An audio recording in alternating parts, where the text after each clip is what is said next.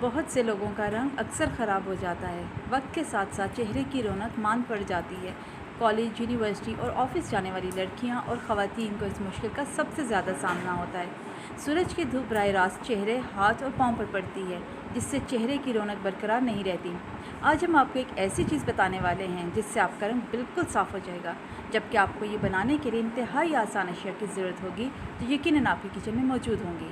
2 से 3 छोटी इलायची, 1 खाने का चम्मच सौंफ, आधे खाने का चम्मच सफ़ेद ज़ीरा और 1 छोटा टुकड़ा दालचीनी। नीम गर्म पानी एक गिलास में लें और इसमें तमाम अज्जा शामिल कर लें और अच्छी तरह चम्मच से हिला लें। 1 से 1.5 घंटे तक पानी को ढाँप कर रख दें। इसके बाद तमाम अज्जा का अर्क निकल आएगा और पानी अपना रंग तब्दील कर लेगा। इसके बाद छन्नी से छान कर पानी अलग कर लें। रात सोने से पहले ये पानी पी लें। छोटी इलायची रंग निखारने के लिए बेहतरीन है। सौंफ मैदे की गर्मी ख़त्म करेगी, जिसकी वजह से आपके चेहरे पर एक्नी नहीं होगी। दालचीनी जिस्म से फासिद मादों के अखराज में बेहतरीन है। छोटी इलायची रंग निखारने के लिए बेहतरीन है।